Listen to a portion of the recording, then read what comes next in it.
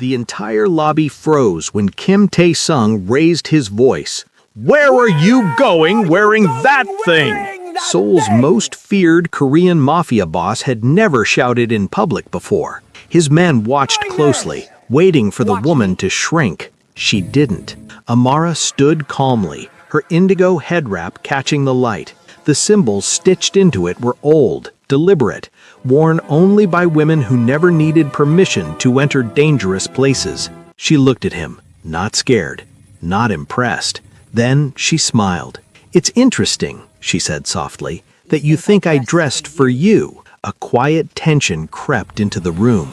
Kim Tae-sung felt it, an unfamiliar pressure behind his eyes. For no reason he could explain, the thought crossed his mind. This woman already knows how my night ends. He straightened, masking it with anger, but the warning had already landed, and she hadn't even raised her voice.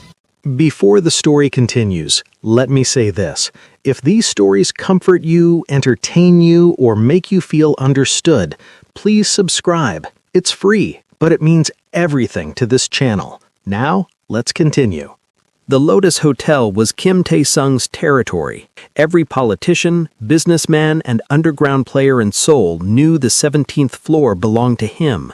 The penthouse suite, the private elevator, the guards who never smiled.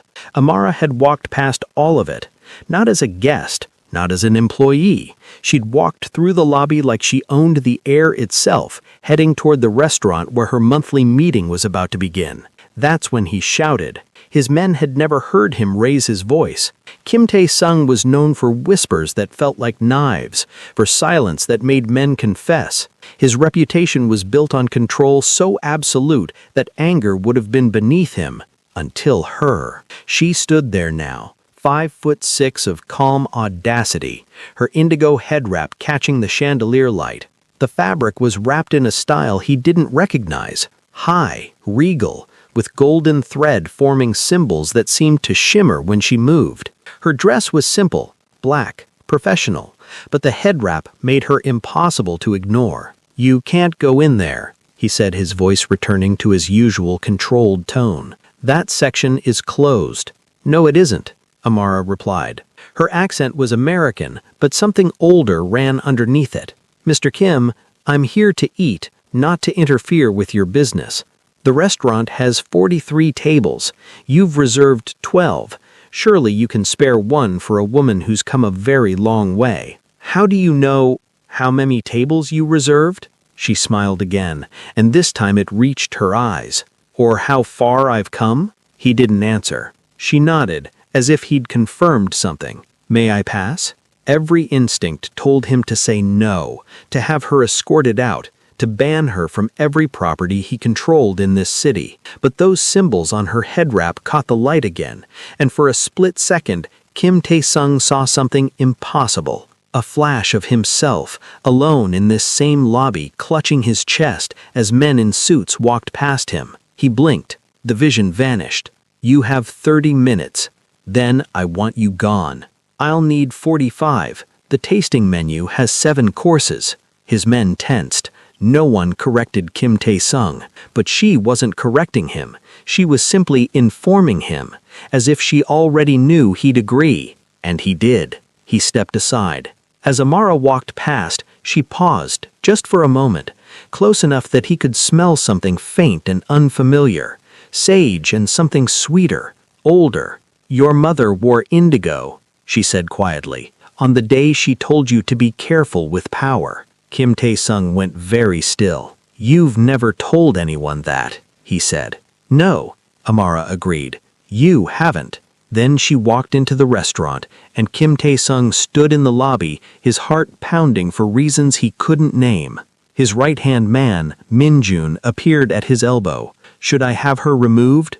"No." "But sir," "I said no." Kim Tae-sung's voice was sharp. "Watch her. Don't approach. Just watch." Min-jun bowed and disappeared. Kim Tae-sung stood there for another moment, staring at the restaurant's entrance. Your mother wore indigo. No one knew that. He'd been 7 years old, sitting in their small apartment while his mother wrapped her hair before going to clean houses in Gangnam. She'd worn an indigo scarf, not a head wrap like Amara's, but the color was exact.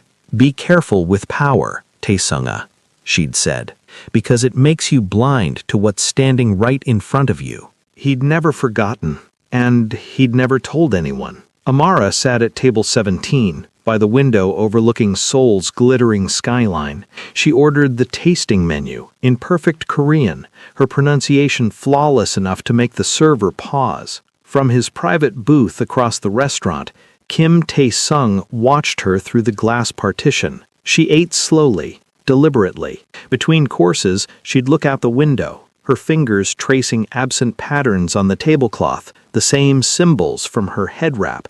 His phone buzzed. Min Jun's text read, "She checked in yesterday. American passport. Dr. Amara Okoye, professor of cultural anthropology, Columbia University. No criminal record, no debts, no connections to any organization we know." Kim Tae-sung typed back, "Why is she here? She's giving a keynote at Seoul University tomorrow on prophecy and power in modern systems." He stared at the text, then at her. She was looking directly at him now, through the glass, through the distance. She shouldn't have been able to see him clearly from there. His booth was darkened, designed for privacy, but she saw him. She raised her wine glass. Not a toast, just an acknowledgement. Then she smiled and returned to her meal. Kim Tae-sung set down his phone. "Sir?" One of his associates, a man named Park, cleared his throat. "The contract you wanted to review. Later." "But the deadline." "I said later." Park fell silent. Kim Tae-sung couldn't look away from her. 45 minutes later, exactly as she'd predicted, Amara finished her meal. She paid. He watched the server's surprised face when she left a 30% tip, and stood. She walked toward the exit, toward him. Kim Tae-sung's men shifted, ready to intercept. He raised one hand. They froze. Amara stopped at the glass partition of his booth. This close, he could see her face clearly. Mid-30s, maybe. Skin like polished mahogany. Eyes that held something ancient despite her youth. "Thank you for the table," she said. "You didn't need my permission." "No," she agreed, "but courtesy costs nothing." "What do you want?" It was the question he always asked. Everyone wanted something. Amara's smile was gentle, almost sad. "To give you a warning," she said. "About what?" "About the choice you'll make 3 days from now." She tilted her head. "The symbols on my gele, do you know what they mean?" "No. They're nsibidi. My grandmother taught them to me. She learned from her grandmother, all the way back." Amara touched the golden thread on her head wrap. "This one means vision. This one means consequence. And this one," she indicated a spiral pattern, "means the thing that returns." Kim Tae-sung felt that pressure behind his eyes again. "You're going to tell me my fortune?" His voice was cold, mocking. "No, you don't believe in fortune." Amara's expression didn't change. "But you believe in patterns. You've built your entire empire on understanding them. Who moves when? Who breaks first? Who stays loyal?" He was right. He hated that he was right. 3 days, she continued. "You'll be offered a partnership. It will look like expansion, like safety. The man who offers it will use all the right words. How do you know? But there's a symbol you won't see." She dropped her voice, taking on a quality that made the air feel heavier. "The spiral, the thing that returns. What you take from him, you'll owe threefold. And the debt will come when you're most certain of your power." Kim Tae-sung stood up abruptly, his men tensed. Amara didn't move. "You walked into my territory," he said quietly, dangerously. "You interrupted my evening, and now you're threatening me with riddles." "Not threatening, warning." She met his eyes. "There's a difference. Get out." "I'm going." But she didn't move yet. "Mr. Kim, my grandmother used to say that powerful men make the same mistake. They think the world revolves around their choices. But sometimes," she touched her head wrap again, "the world is simply revolving. And if you stand in the wrong place at the wrong time, it crushes you. I'm not afraid of being crushed." "I know." And there was genuine sympathy in her voice. That's why it's going to hurt so much." She turned and walked away. Kim Tae-sung watched her go, his heart pounding with something between rage and fear. 3 days. He didn't believe in prophecy, didn't believe in mystical symbols or warnings from strange women in indigo head wraps, but his mother's voice echoed anyway. "Be careful with power. It makes you blind to what's standing right in front of you." If you're enjoying this story, drop a comment below and let me know where you're watching from. Don't forget to like and subscribe to Love and Tension for more stories like this. Kim Tae-sung didn't sleep that night. He told himself it was business keeping him awake. The shipment arriving Thursday, the police captain who needed convincing, the usual pressures of running an empire built on fear and leverage. But when he closed his eyes, he saw indigo fabric and golden symbols. 3 days. By morning, he'd convinced himself it was performance art, some elaborate con. Americans loved that sort of thing. Dramatic warnings, mystical nonsense designed to unsettle wealthy targets before the real play. He had Min Jun pull everything on Dr. Amara Okoye. The report arrived by noon. She was exactly who she claimed to be. Professor of Cultural Anthropology at Columbia University, published author of 3 academic books, including one on West African prophetic systems that had won awards he'd never heard of. She'd been invited to Seoul University to deliver the keynote at an international conference on cultural preservation. No criminal connections, no debts, no history of cons or frauds. Her hotel was modest, not the Lotus, but a respectable chain near the university. She'd paid for everything herself. No sponsors, no mysterious funding. She was simply a professor who came to give a talk, and somehow knew about his mother's indigo scarf. Kim Tae-sung sat in his office, staring at the report. "Sir?" Min Jun stood in the doorway. "The contractor is here, Mr. Nakamura." "Ah, yes, the contract meeting. But that wasn't for 3 days. This was just a preliminary discussion. Nakamura ran operations in Osaka. Nothing major, but his territory included several ports Kim Tae-sung needed for expansion. Send him in." Nakamura was in his 50s, gray-haired and formal. He bowed low. They conducted business in Japanese. Kim Tae-sung's was fluent, discussing shipping routes, police jurisdictions, profit splits. It was routine, until Nakamura said, "I have a proposal, but I'd like to present it properly. May I return in 3 days? I'll have all the documentation prepared." Kim Tae-sung went very still. 3 days? "Yes. Thursday evening, if that suits you." Nakamura smiled. "I believe you'll find it worth your time. It's a significant expansion opportunity. Very safe, very profitable. It will look like expansion, like safety." Amara's voice echoed in his mind. Kim Tae-sung forced himself to smile. "Thursday is fine." After Nakamura left, Min Jun returned. "Thoughts, sir?" "Run a deep background. Everything. I want to know who Nakamura's borrowed from, who he owes, every partnership he's ever made." "Sir, we already—" "Everything." Min Jun bowed and left. Kim Tae-sung stood and walked to his window. Seoul stretched below him, a kingdom he'd built through violence and strategy. He'd clawed his way from poverty to power, survived 3 assassination attempts, outlasted rivals who'd been born into their positions. He didn't believe in prophecy, but he believed in preparation. The next evening, Kim Tae-sung did something he never did. He went to the university. The conference was public. The keynote was open to anyone willing to sit through an academic lecture.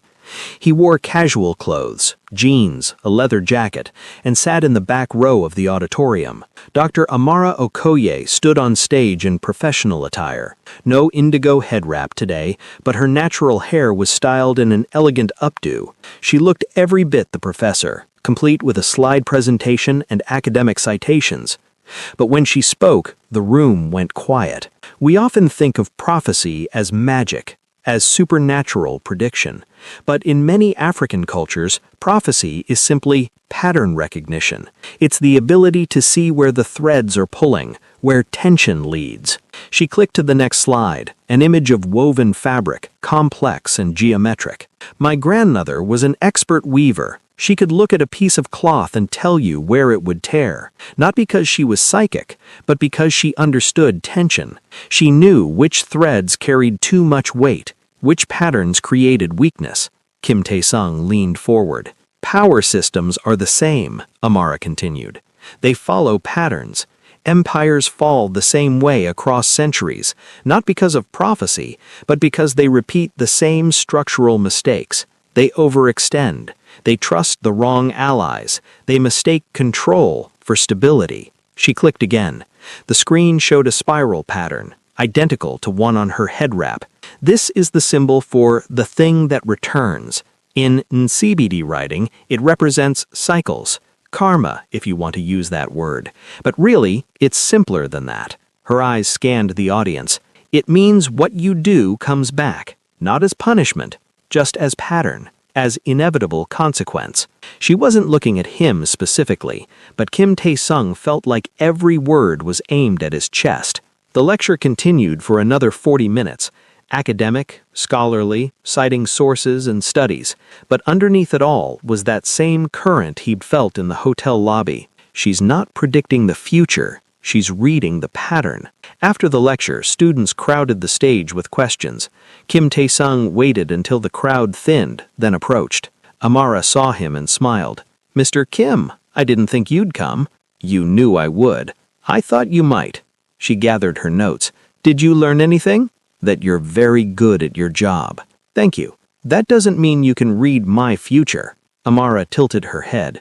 "No, it means I can read your present. The future just follows naturally." She paused. "Has Mr. Nakamura scheduled his meeting yet?" Kim Tae-sung's jaw tightened. "How do you know about Nakamura?" "I don't, not specifically." She gestured to the auditorium around them.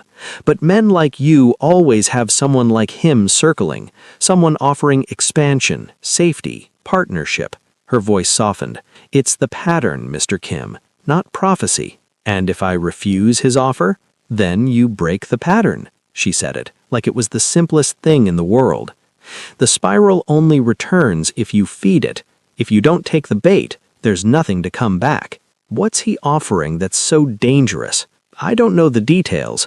I'm not psychic," Amara smiled. "But I know the shape of it. He'll offer you something you've wanted for a long time, access you've been denied, respect you feel you're owed, and the price will seem reasonable. But he's borrowing what he's offering from someone bigger, someone you don't know about yet, and when they call in that debt, it won't be Nakamura who pays. It'll be whoever he partnered with." Kim Tae-sung's hands clenched. "You could be lying. This could all be manipulation." "It could be," Amara agreed easily, "but you'll know on Thursday. When he makes his offer, pay attention to one thing, where his funding comes from. If he can't give you a clear answer, walk away." "Why are you telling me this?" "Because I saw you standing in that lobby shouting at me about my head wrap, and for just a moment, you looked exactly like my uncle did, 6 months before he lost everything. I'm not your uncle." "No, but you're making the same mistake." She picked up her bag. He thought respect meant never showing weakness, never trusting warnings, never admitting he might not see everything. And what happened to him? "He died," she said simply. "Alone. Confused, betrayed by men he thought he controlled." She slung her bag over her shoulder. "I don't want that for you, Mr. Kim. I don't even know you, but I understand the pattern, and I'm tired of watching it repeat." She started to walk away. "Wait," Kim Tae-sung said. She paused. "Why the head wrap? Why dress like that if you knew it would provoke a reaction?" Amara looked back at him, and for the first time he saw something vulnerable in her expression. "Because women in my family have worn these symbols for 7 generations.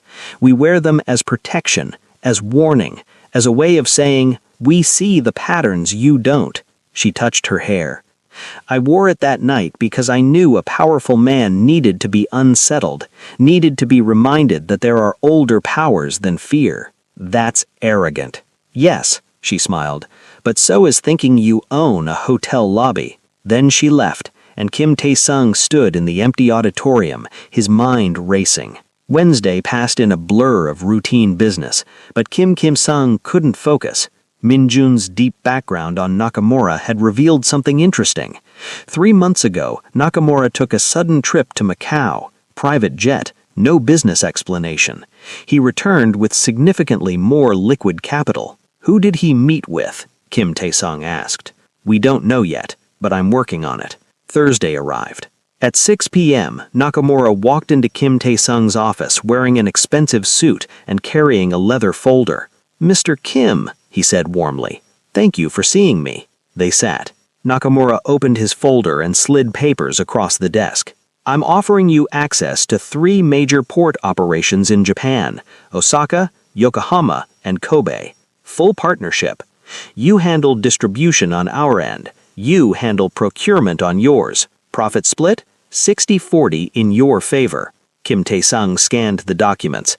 The numbers were extraordinary. This was expansion he'd wanted for 5 years. Access that had been blocked by Japanese organizations who saw him as an outsider. Why now? Kim Tae-sung asked. The landscape has changed, Nakamura said smoothly. The old guards are retiring. New opportunities are opening up. I need a reliable Korean partner. You need Japanese access. It's logical. Who's funding this? The question came out sharper than he intended. Nakamura's blinked. I'm sorry. These operations require significant capital, infrastructure, bribes. Where's your funding coming from? My own operations, naturally. 3 months ago, you couldn't afford this scale. Now you can. Someone's backing you. Who? A pause. Mr. Kim, I don't think... Then we're done. Kim Tae-sung stood. Thank you for your time. Wait. Nakamura stood as well, his composure cracking. You're walking away from this opportunity because of paranoia? I'm walking away because you can't answer a simple question. It's not a simple question, it's... Nakamura stopped himself, collected himself. There's a consortium, Chinese investors, very private, very legitimate. They're funding expansion throughout Asia. Names. I can't give you names. They value discretion. Kim Tae-sung smiled, and it wasn't kind. Then they can keep their discretion and their ports. He walked Nakamura to the door himself, the ultimate dismissal. After Nakamura left, Min-jun appeared. Sir, find out everything about this Chinese consortium.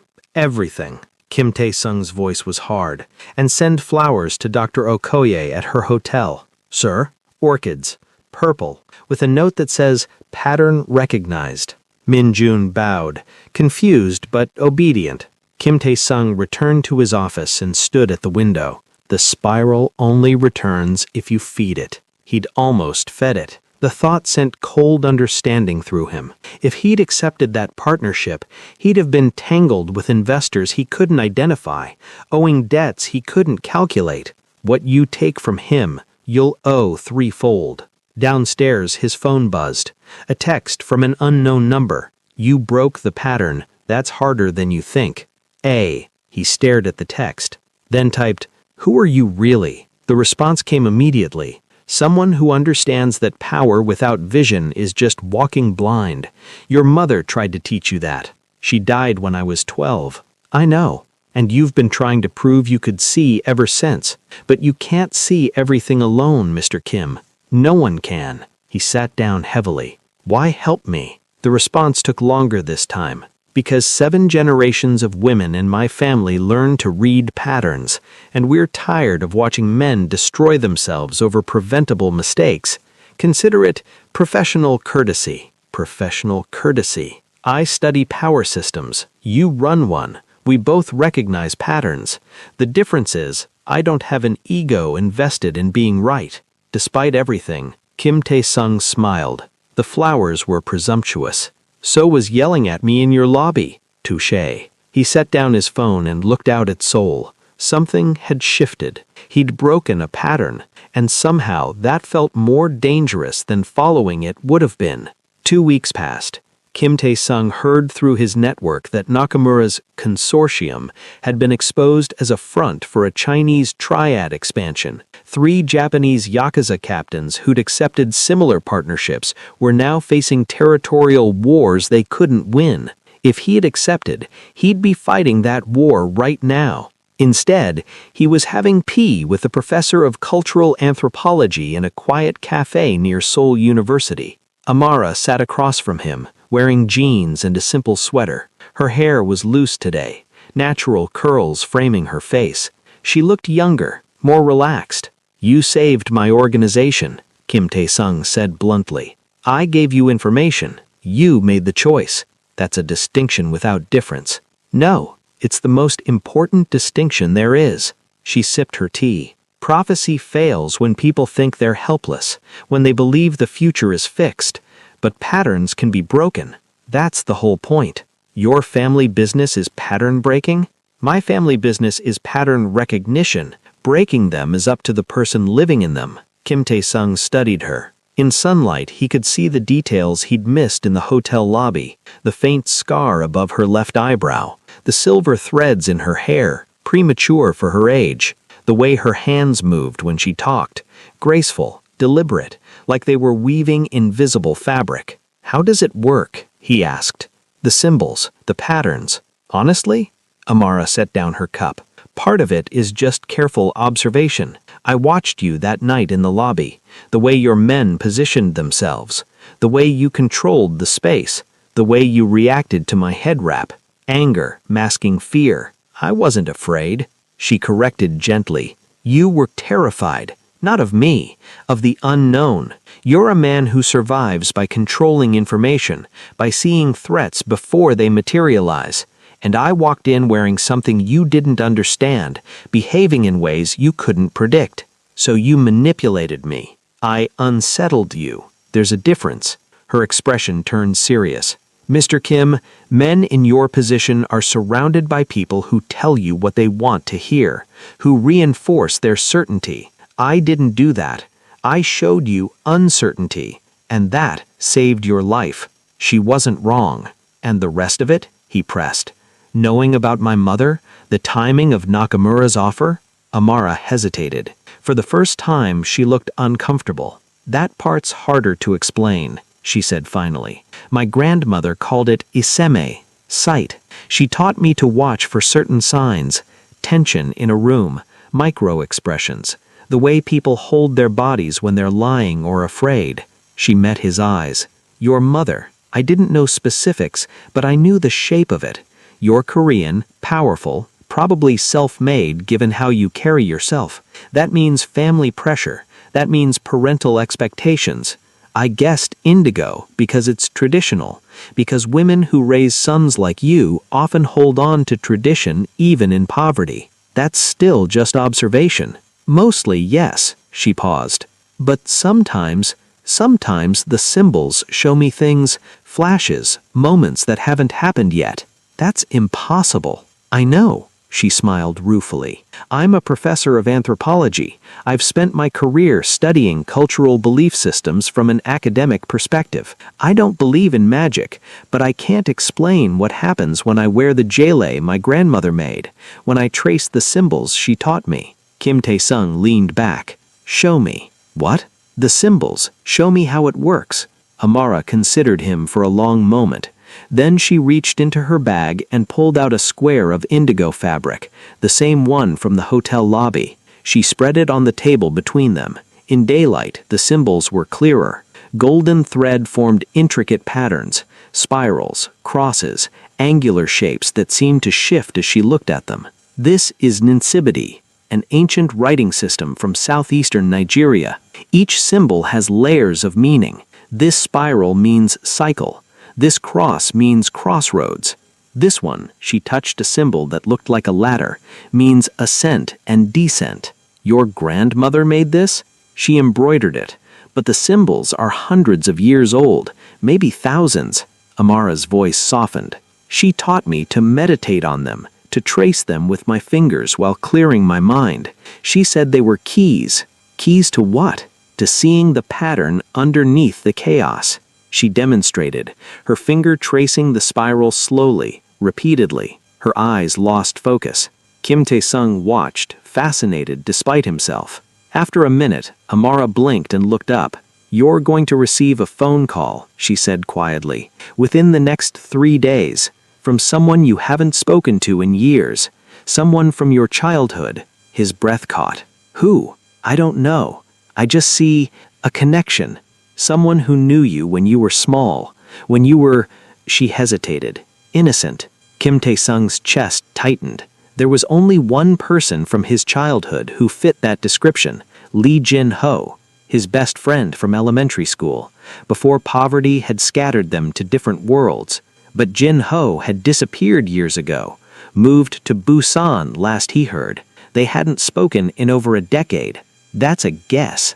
Maybe. Amara folded the fabric carefully. But you'll know in 3 days. She changed the subject then, asking about Seoul, about his favorite restaurants, about things that had nothing to do with prophecy or power. And Kim Tae-sung found himself talking, really talking, not strategy or business, but about the city he'd built his empire in, about the view from his office, about how Seoul looked different at dawn. Amara listened like his words mattered, like he was more than his reputation. When they parted, she touched his arm briefly. "Thank you for the tea," she said.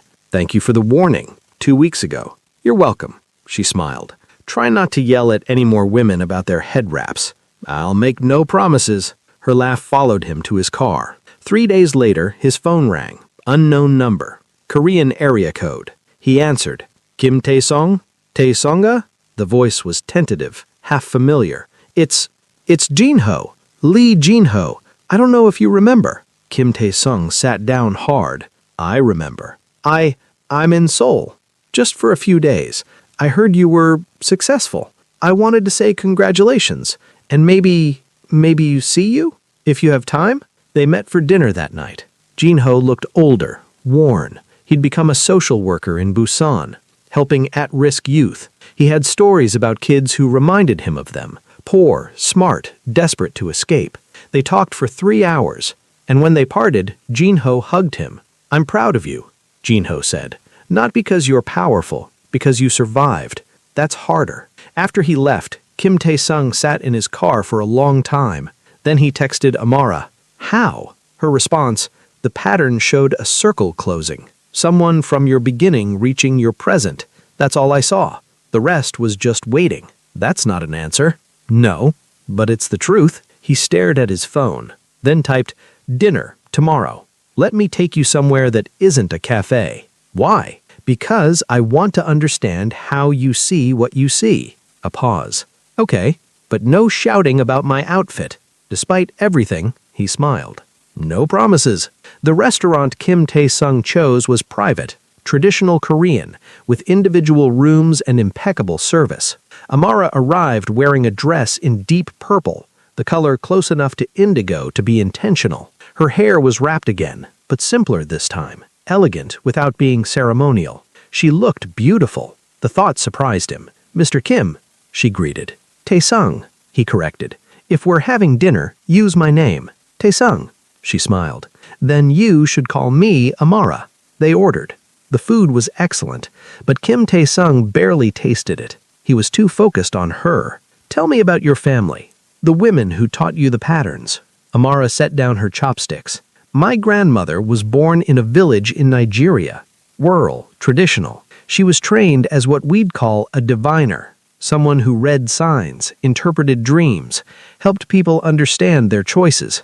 And you inherited that?" "She thought I might. My mother didn't have the gift, but I did." Amara's expression turned distant. "I started seeing patterns when I was 8. Nothing dramatic, just knowing when storms were coming, or when someone was lying, or when a situation would turn dangerous.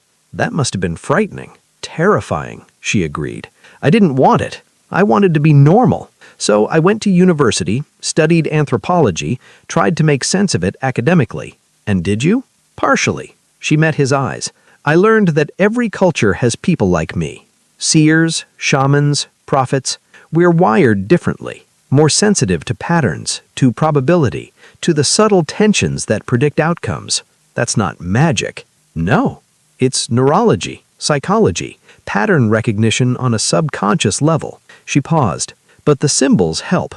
They focus the mind, create a meditative state where those patterns become clearer. So you're not actually seeing the future. I'm seeing the probable future. based on current patterns.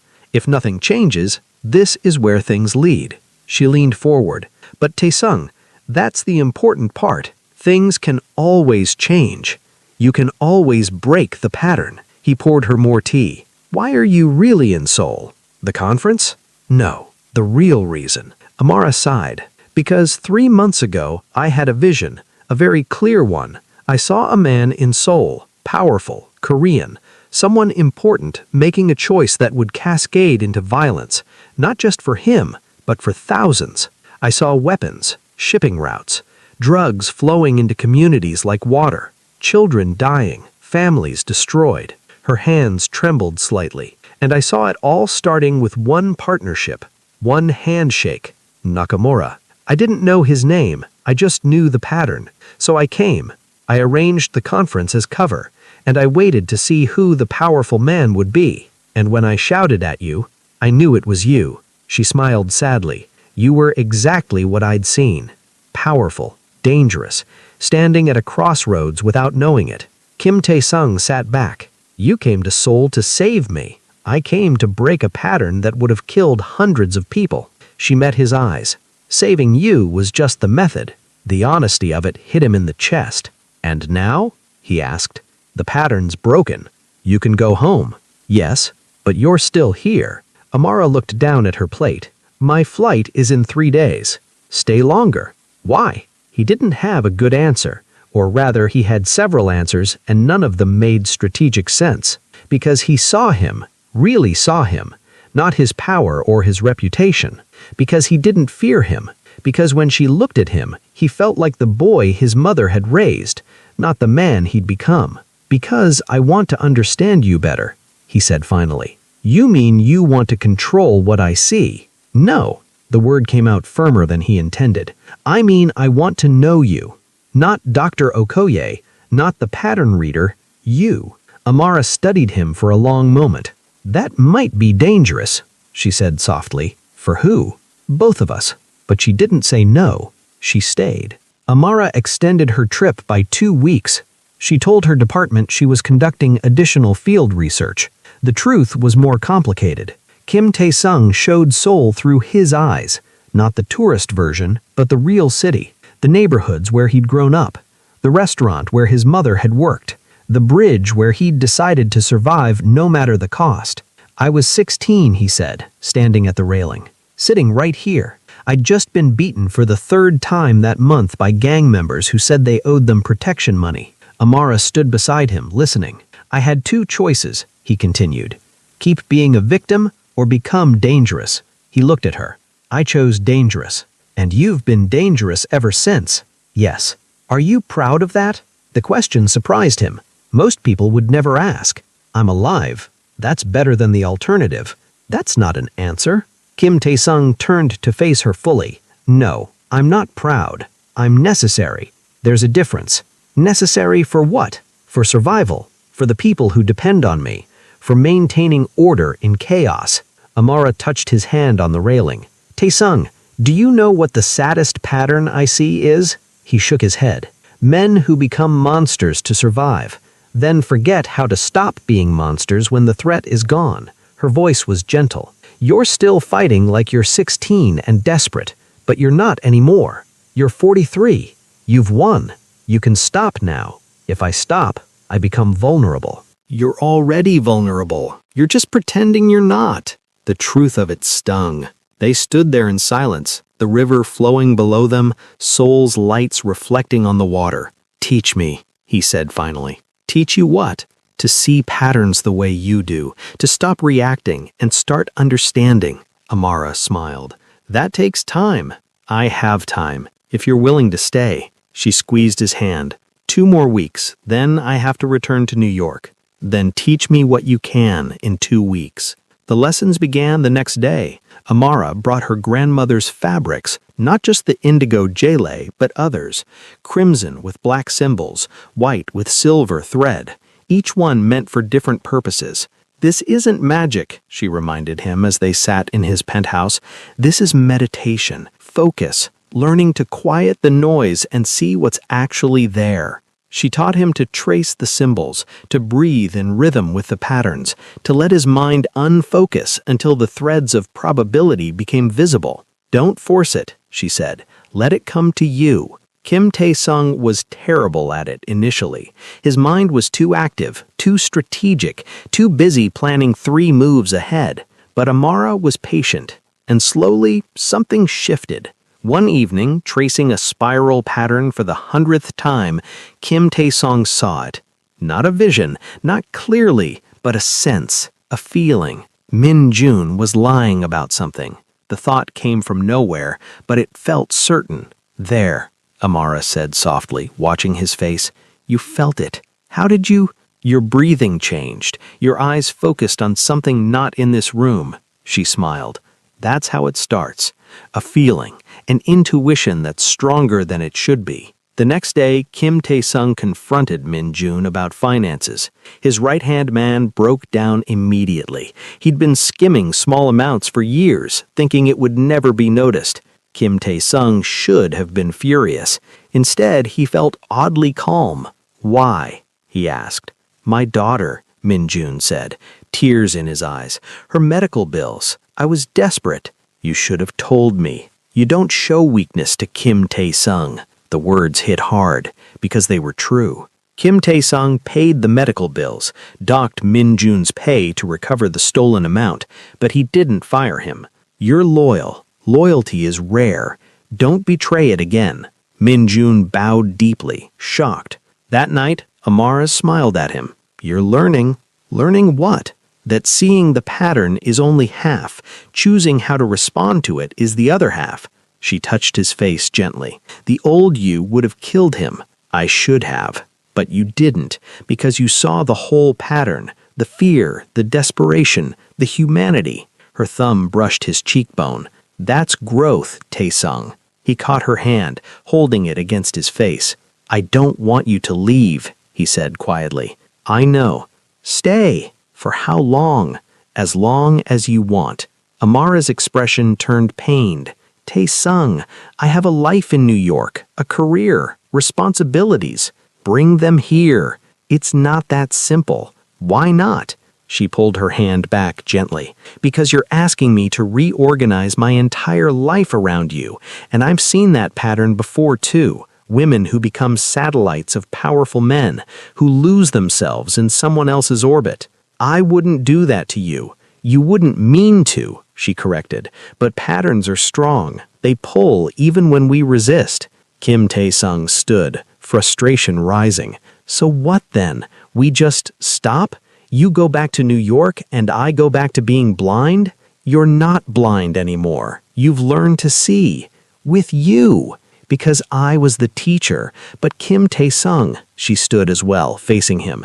"You don't need me to see patterns. You need me because you're lonely.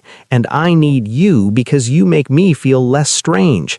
But need isn't the same as sustainable." "What would make it sustainable?" "I don't know," she admitted. "I've never been in this situation before." They stood there, the tension between them electric and painful. Then Amara did something unexpected. She took out the indigo jele and wrapped it around her hair, right there in his living room. Then she sat on his couch and patted the cushion beside her. "Come here," she said. He sat. She took his hands and placed them on the fabric over her knees. "Trace the spiral. With me this time." Their fingers moved together, following the golden thread. Amara closed her eyes. "Show me the pattern," she whispered. Kim Tae-sung felt it, that shift in consciousness, that falling into something deeper, and then he saw it. Not a vision, exactly, more like a feeling given shape. He saw himself, months from now, standing in his office, alone, successful, powerful, empty. He saw Amara in New York, teaching her classes, publishing her papers, respected, accomplished, lonely. Two people who'd found something rare, letting it slip away because neither knew how to bridge the gap between their worlds. The image shifted. He saw another possibility. Amara staying, but gradually dimming, her work suffering, her identity subsumed. the light in her eyes fading as she became an accessory to his life rather than the center of her own. That possibility hurt worse. Then a third image, himself in New York, out of place, restless, his empire crumbling in his absence. Both of them miserable. "I see it," he whispered. "I do too," Amara said, her voice thick. They opened their eyes together. "There's no good pattern," he said. "Not one that we can see right now." She squeezed his hands. "But Tae-sung, patterns can be created, not just broken. We could make something new. How? I don't know yet, but I know this. I'm not ready to walk away, and neither are you. So we try? We try." He kissed her then, gently, like she was precious. When they broke apart, Amara was smiling through tears.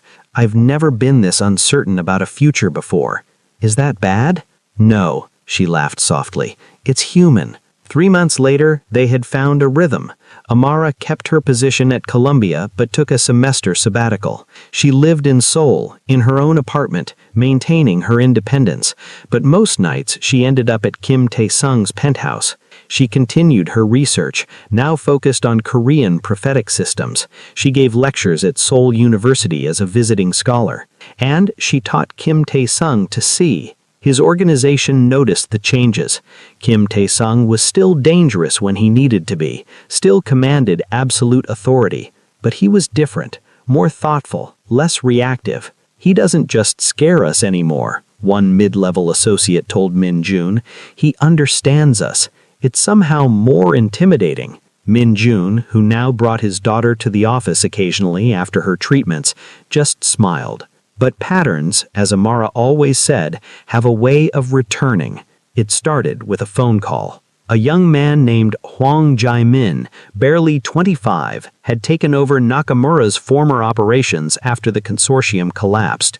He was ambitious, ruthless, and he wanted Seoul. "He's been buying loyalty," Min Jun reported, "offering double what we pay. Some of our outer territories are wavering."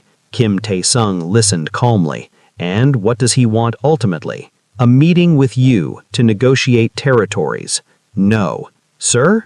"No meetings, no negotiations. He'll take it as weakness."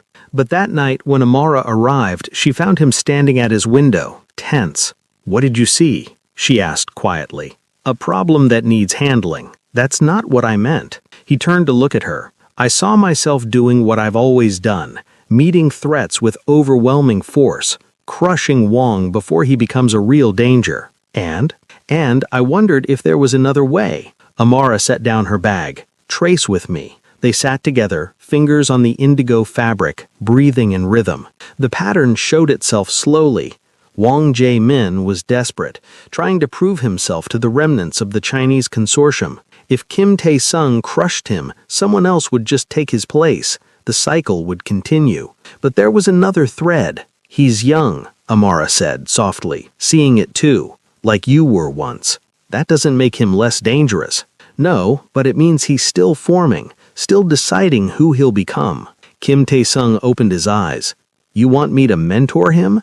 I want you to offer him a choice between becoming another casualty of the pattern or breaking it. That's naive." "Maybe." Amara met his eyes. "But 3 months ago, you would have already killed him. Now you're considering alternatives. That's not naive. That's evolved." He pulled her close. "You're dangerous to my reputation." "Good. Your reputation could use some danger." The next week, Kim Tae-sung did something unprecedented. He invited Wang Jae-min to dinner. Not in his private office, in a public restaurant. Neutral territory. Wang arrived expecting a trap, his bodyguards tense. Kim Tae-sung arrived alone. "You came by yourself?" Wang said suspiciously. "So did you. Your guards are outside, just like mine." Kim Tae-sung gestured to a chair. "Sit, let's talk." They ordered.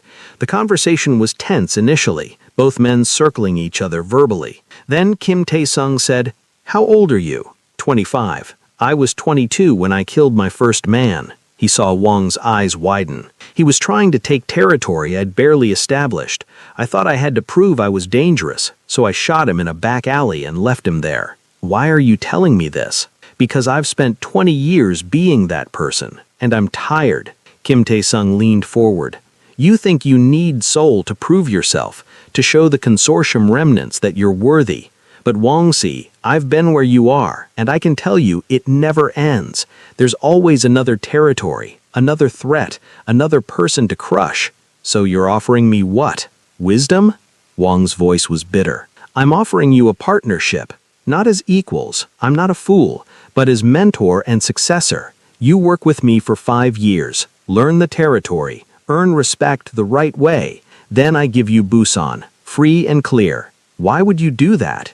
Because someone once gave me a choice, Kim Tae-sung said quietly, between continuing a pattern that would destroy me or breaking it, and I want to see what happens if I offer that same choice to you. He stared at him. If I refuse, then I do what I've always done, and you become a memory. Kim Tae-sung's voice was cold, but not cruel. But you seem smarter than that. The young man sat back, thinking. 5 years, he said finally. And Busan, free and clear, free and clear. They shook hands. When Kim Tae-sung returned to his penthouse, Amara was waiting. How did it go? She asked. We'll see. Either I just created a powerful ally, or I gave a snake time to grow fangs. And if it's the snake, then I'll handle it. But at least I'll know I tried something different. Amara kissed him. I'm proud of you. Don't be. I might have just made a strategic mistake. No, you made a human choice. That's different. 6 months passed. Wang proved himself surprisingly loyal, not because he was grateful. Kim Tae-sung didn't trust gratitude, but because he was smart enough to recognize a good opportunity. Amara's sabotage ended, but she'd negotiated a split appointment, half the year in New York, half in Seoul. It wasn't perfect, but it was working. They'd learned to exist in each other's orbits without losing themselves. But one night, Amara woke gasping. What is it? Tae-sung asked immediately. A vision, a strong one. Her hands were shaking. Tell me. She sat up, pulling on his robe. There's a man, someone from your past, someone you hurt. Her voice was tight. He's planning something. Revenge. It's close, within days. Who? I don't know. I just saw... She closed her eyes, trying to hold on to the images. A face with a scar, across the left cheek, and fire. I saw fire. Kim Tae-sung went very still. What? Amara opened her eyes. Do you know who that is? Park Sung-ho. I cut his face 8 years ago during a territory dispute. He disappeared after that. Tae-sung, if he's back, he's not here for conversation. He was already moving, reaching for his phone. But Amara caught his arm. Wait, look at the pattern. There's no time. There's always time to see clearly. Her grip was firm. Tae-sung, if you react out of fear, you'll miss something important. He wanted to argue. Every instinct screamed at him to secure his territory, to find Park before Park found him. But he'd learned to trust her sight. They sat on the floor, the indigo fabric between them. Show me, he said. They traced the symbols together, breathing in rhythm, falling into that meditative state, and the pattern revealed itself. Park Sung-ho had indeed returned, but he wasn't planning to attack Kim Tae-sung. He was planning to burn down a building in Gangnam, a building that housed a front company for one of Kim Tae-sung's operations, but more importantly, a building where Min Jun's daughter had physical therapy appointments. It's not about killing you, Amara whispered. It's about taking something you value, making you feel what he felt. When? Tomorrow, evening, after most people have left. Kim Tae-sung's eyes snapped open. We need to evacuate. And arrest him, Amara added. Tae-sung, you could kill him, but the pattern shows another option. I'm listening. Give him what he wants. Not revenge, but acknowledgement. She gripped his hands. He's been carrying this scar for 8 years, carrying the humiliation. What if instead of destroying him, you acknowledged what you did, offered restitution? He'll see it as weakness. Or he'll see it as power. Her voice was urgent. The power to admit wrong, to break the cycle of violence. Isn't that what you've been learning? Kim Tae-sung's jaw clenched. Every part of him resisted, but he'd learned to break patterns. The next evening, he went to the building alone. Park Sung-ho was already there, in the basement, gasoline cans prepared. Park Si, Kim Tae-sung said calmly. The man spun, knife drawn. The scar across his left cheek was livid in the dim light. How did you? I knew you were coming. I need to talk to you. I'm done talking. Park's voice shook with rage. You destroyed my face, my reputation, everything. I know. And I'm sorry. The words hung in the air. Park stared at him. What? I'm sorry. Kim Tae-sung moved closer, deliberately making himself vulnerable. 8 years ago, I was trying to prove how dangerous I was. You were a threat, so I made an example of you. I took your face to take your power. And now you're here to finish the job? No, I'm here to offer restitution. He pulled an envelope from his jacket. 2 million won, enough for reconstructive surgery, for therapy, for rebuilding what I destroyed. Park didn't take it. Why? What's your game? No game. I'm trying to break a pattern. Kim Tae-sung leaned forward. You think you need Seoul to prove yourself, to show the consortium remnants that you're worthy, but you can burn this building. It'll hurt me financially.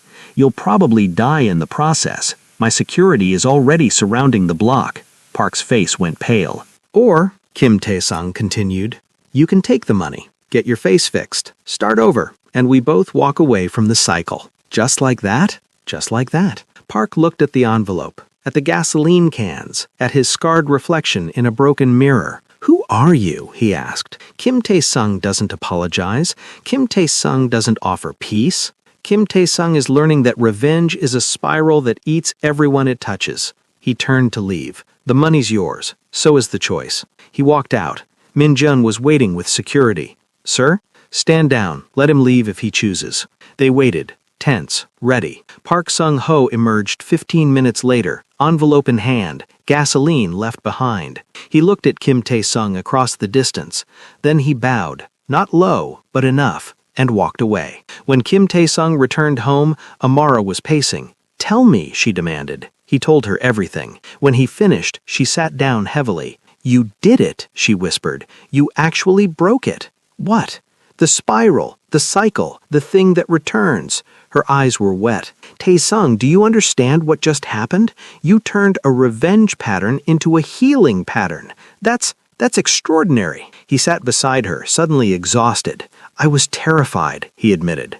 I know. I thought he'd kill me, or refuse, or that I'd look weak. But you did it anyway, she said, taking his face in her hands.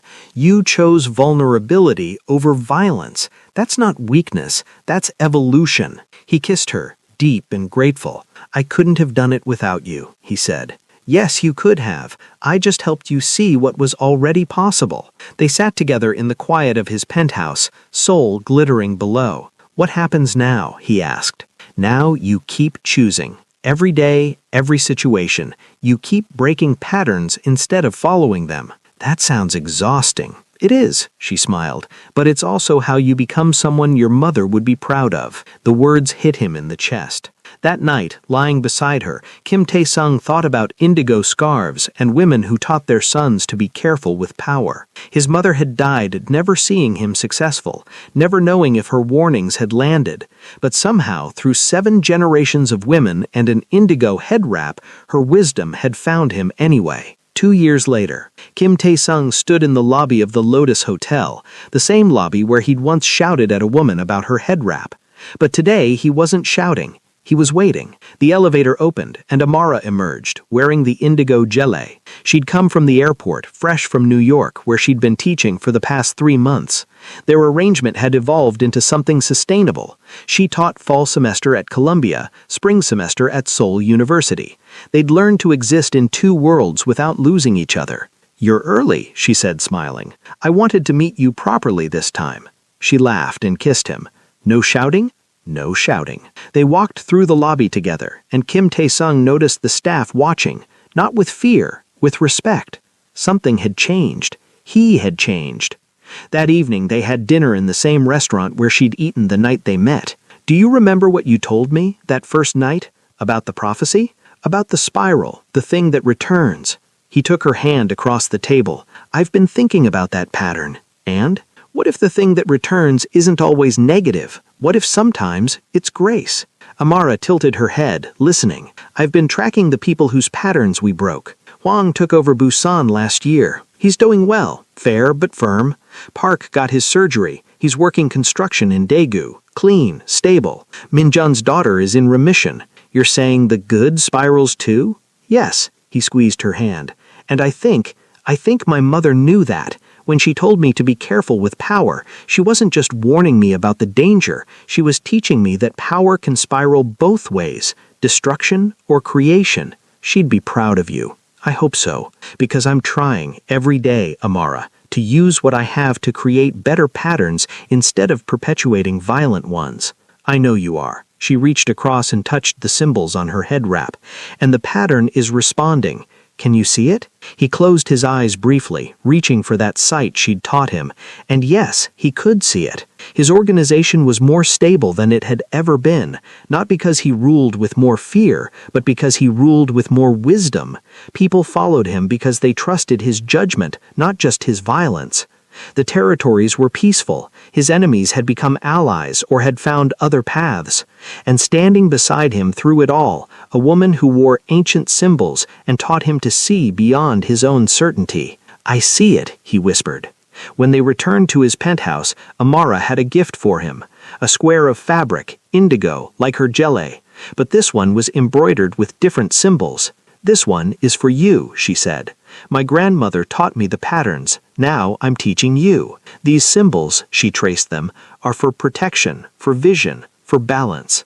It's beautiful. It's also practical. When I'm in New York and you're here, use it. Meditate. Trace the patterns. Stay connected to what you've learned. When you're in New York, he repeated. Then carefully, what if you didn't have to keep splitting time? Taesung, she said. I'm not asking you to give up your career. I'm asking if there's a way to build something new together. He took both her hands. What if Columbia offered a permanent partnership with Seoul University?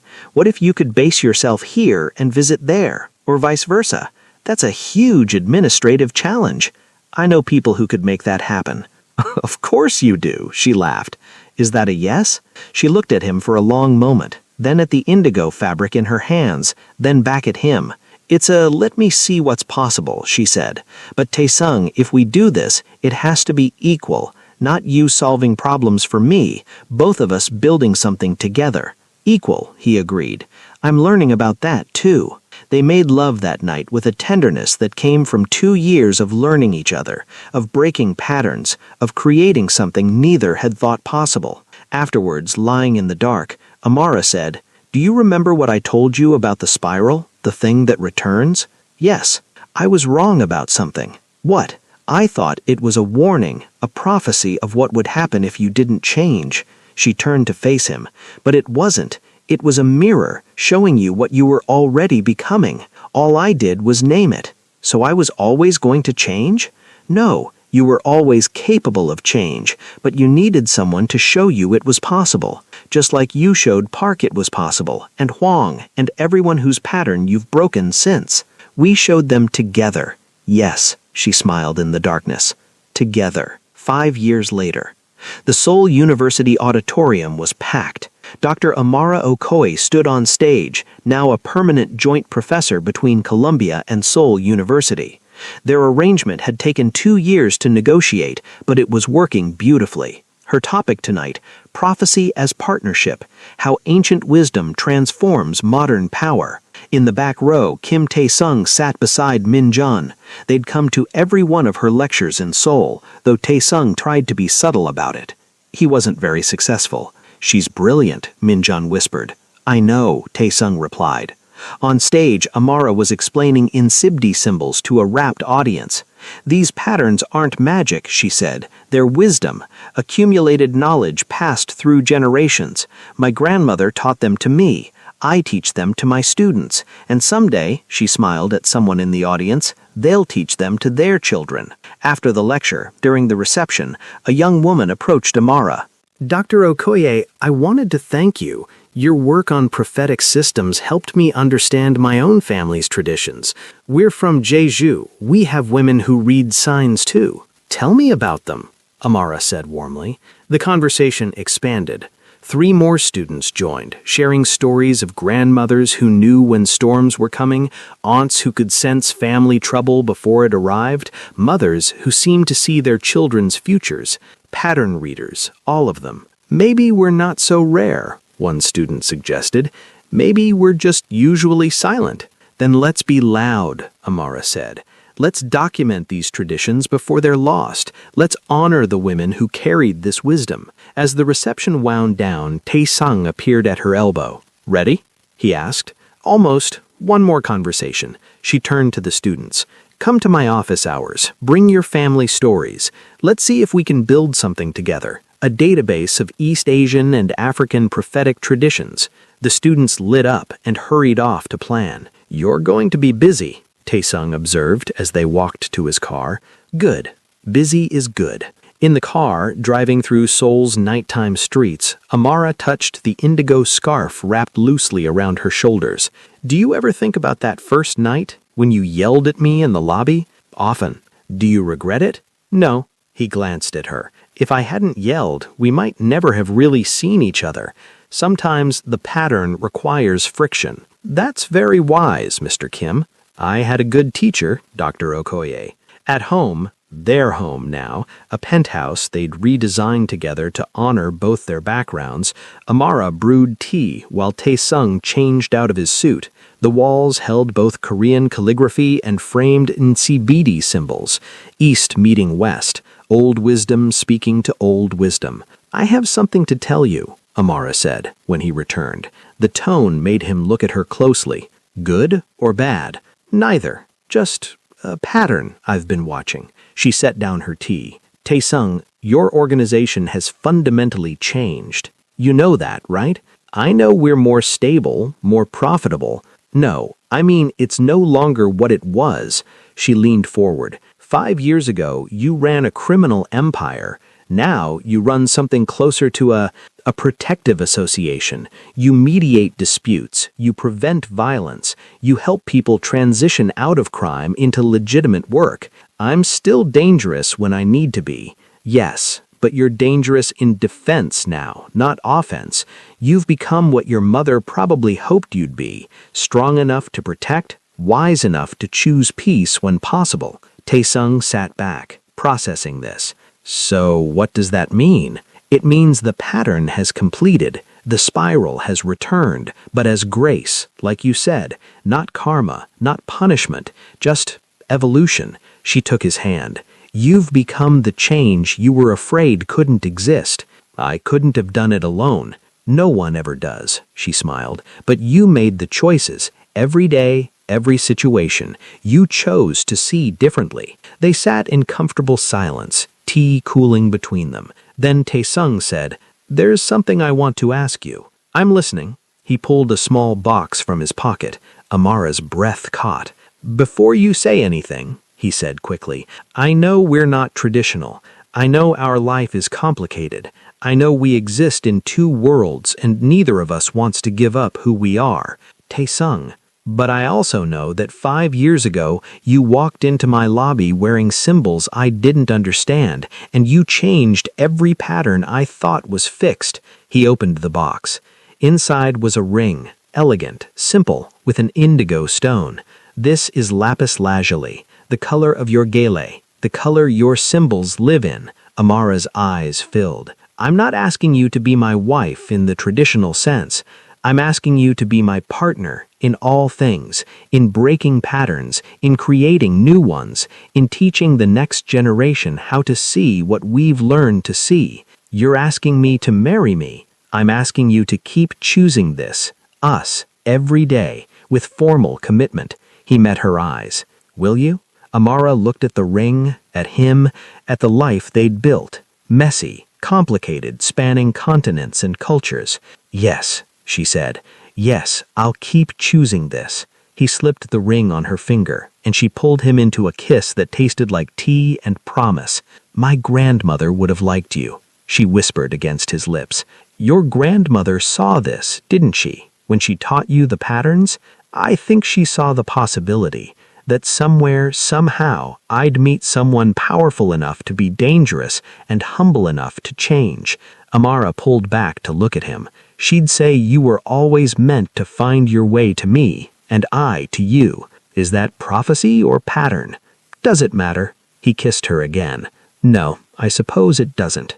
10 years after that first night in the lobby, Amara stood in a classroom at Seoul University, teaching a course on cultural prophetic systems. Her students were a mix: Korean, American, African, European, all drawn to understanding how their ancestors had read the world. Prophecy isn't about seeing a fixed future, she told them, echoing her grandmother's wisdom. It's about seeing the threads, understanding which patterns lead where, and then, this is crucial, making conscious choices about which threads to follow. A student raised her hand. But Dr. Okoye, doesn't that mean we create our own fate? Partially. We work with existing threads, history, culture, psychology, probability. But yes, we weave the pattern ourselves through our choices. She smiled. That's the real power. Not knowing what will happen, but knowing what could happen and choosing wisely. After class, she walked to a cafe near campus, the same cafe where she and Tae-sung had shared tea years ago. He was waiting, reading a book on Korean philosophy. At 53, he'd aged gracefully. Silver streaked his hair, lines creased his face, but his eyes held a peace that hadn't been there 10 years ago. "How was class?" he asked as she sat. "Good. We're discussing the intersection of African and East Asian prophetic traditions. One of my students is writing a thesis on it. Your grandmother would be proud." "She'd be amazed," Amara laughed. "A girl from rural Nigeria teaching in Seoul, married to a former Korean mob boss. That's not a pattern anyone could have predicted." "Former mob boss," he emphasized. "I prefer conflict resolution consultant now." It was true. His organization had fully legitimized over the past decade. He still had influence, still commanded respect, but now he mediated disputes between businesses, helped police understand underground networks, and mentored young men trying to leave gang life. He'd become what he'd offered Hwang years ago, a bridge between worlds. "How's the book coming?" Amara asked. He grimaced.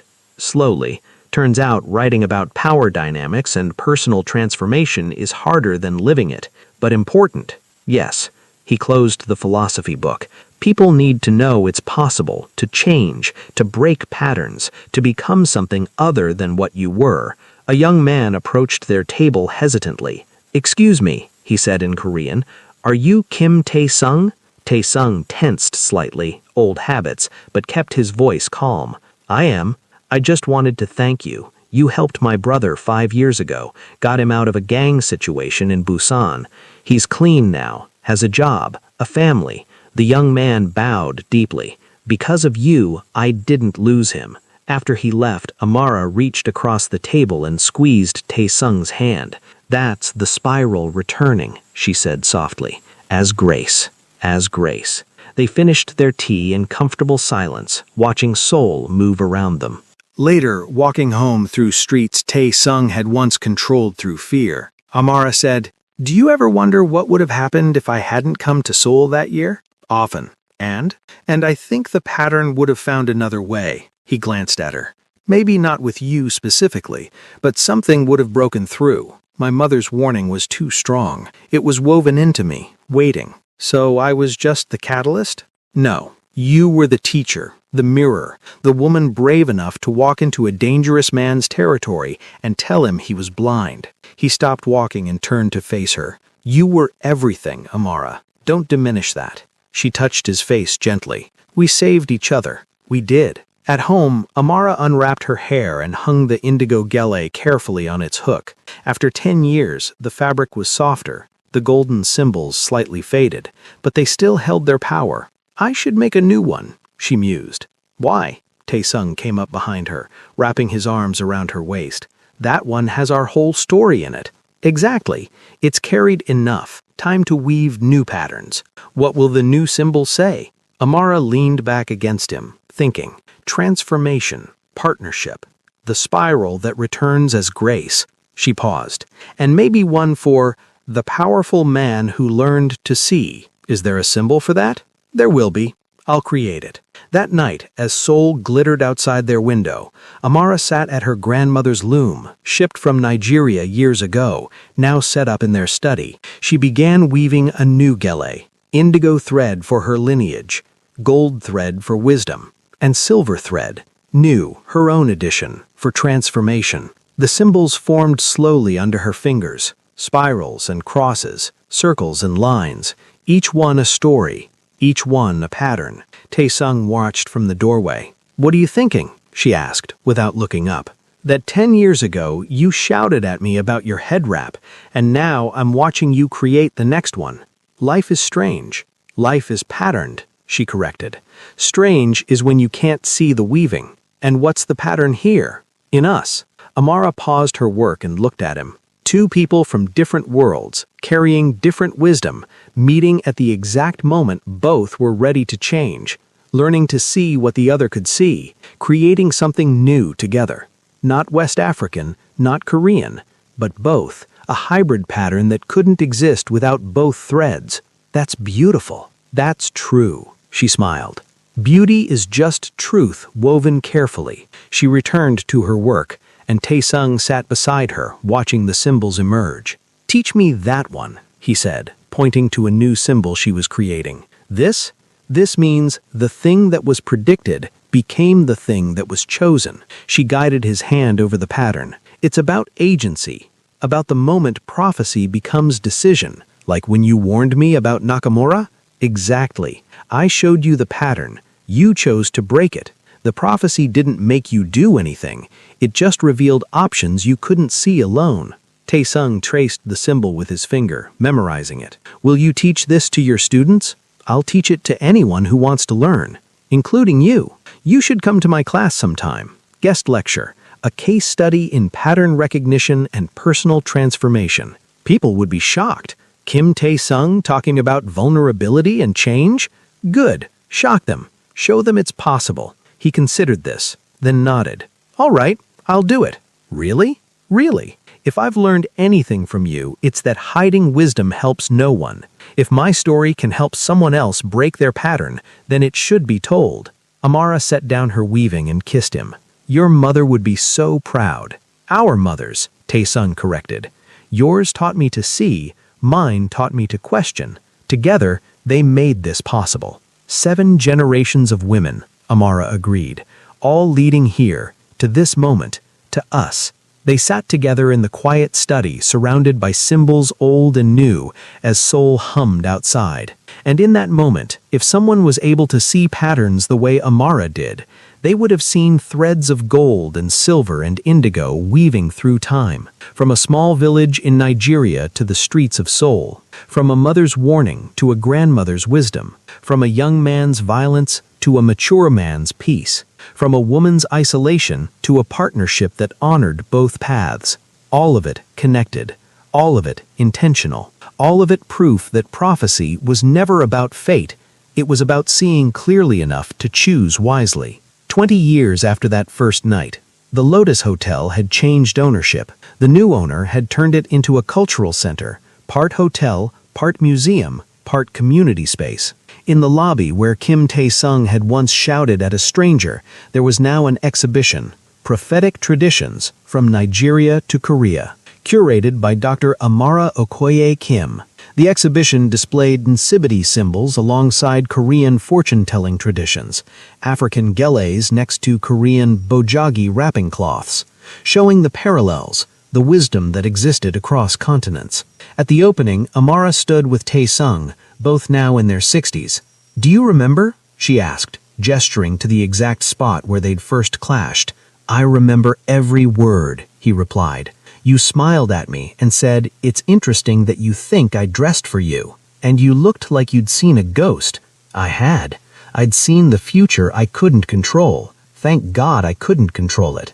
A group of students approached, some hers, some from Taesung's occasional lectures.